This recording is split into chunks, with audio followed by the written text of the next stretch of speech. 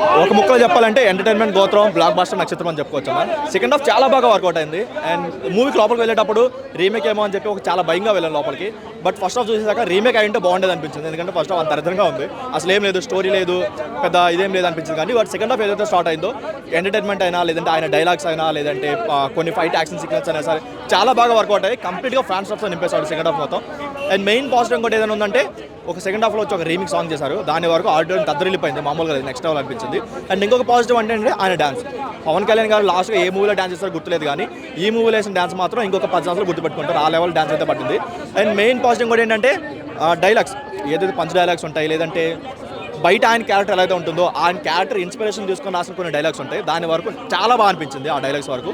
And ఇంకేదైనా climax ఇంకేదైనా కొత్తగా ట్రై చేసి ఫస్ట్ హాఫ్ వరకు కొంచెం ఏదైనా మంచి స్టోరీ పెట్టుకుంటే, గ్రిప్పింగ్గా పెట్టుకుంటే బాగుంటుంది అనిపించింది. బట్ అది కాకుండా ఆయన స్టార్ పవర్తో ఆడాలి తప్ప హరీష్ శంకర్ గారి పెద్ద చేసింది అయితే ఏం తెలుసు మాకు.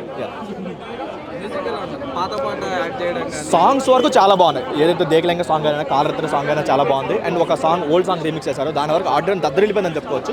బట్ బీజం విషయానికి వస్తే మాత్రం చాలా లౌడ్గా అనిపించింది. మనకి ఓజీలో విన్న కొన్ని బీజం ట్రాక్స్ ఉంటాయి కదా, అలా బయటకు వచ్చాక అలాంటి ట్రాక్స్ గుర్తయితే ఉండవు. ఎందుకంటే బీజం ఒక సాంగ్ రీమిక్స్ చేశారు, ఆ సాంగ్ వరకు చాలా బాగా అనిపించింది. అండ్ అది కాకుండా ఆయన డాన్సెస్ అయినా, లేదంటే చాలా రోజులు మిస్ అయ్యాం, ఆయన డాన్స్ అయినా, ఆయన ఎనర్జీ అయినా చాలా రోజులు మిస్ అయ్యాం. దాని వరకు స్క్రీన్ మీద చూసేసరికి చాలా ఊపు వస్తుంది ఫ్యాన్స్కి అయితే. బట్ కంప్లీట్గా ఫ్యాన్స్ ఆఫ్ అని చెప్పుకోవచ్చు. ఒక రొటీన్ రెగ్యులర్ ఆడియన్స్ వస్తే మాత్రం మేబీ డిసప్పాయింట్ అవ్వచ్చు. ఫస్ట్ హాఫ్కి ఓన్లీ ఫర్ ఫ్యాన్ స్టఫ్, ఒక న్యూట్రల్ ఆడియన్స్ వస్తే మాత్రం కంప్లీట్గా డిసప్పాయింట్ అవుతాడు. సెకండ్ హాఫ్ మేబీ సాటిస్ఫై అవ్వచ్చేమో, కానీ ఫస్ట్ హాఫ్ చూస్తే మాత్రం కంప్లీట్గా డిసప్పాయింట్ అవుతాం. ఈవెన్ ఫ్యాన్స్ కూడా డిసప్పాయింట్ అయ్యే ఛాన్స్ ఉంది ఫస్ట్ హాఫ్.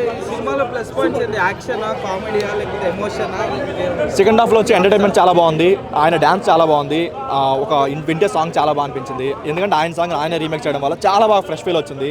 అండ్ ఆయన ఎనర్జీ సెకండ్ హాఫ్ ఏదైందో ఆయన ఎనర్జీ చాలా బాగా అనిపించింది. బట్ కంప్లీట్గా డ్రాబ్యాక్ అంటే ఫస్ట్ హాఫ్లో వచ్చే ఇది రాశిఖన్నా గారి క్యారెక్టర్ అసలు కంప్లీట్గా ఆవిడ అవసరం లేదు, ఏదో సైడ్ క్యారెక్టర్ పెట్టినట్టు పెట్టుకున్నారు తప్ప ఆవిడ కంప్లీట్గా అవసరం లేదు.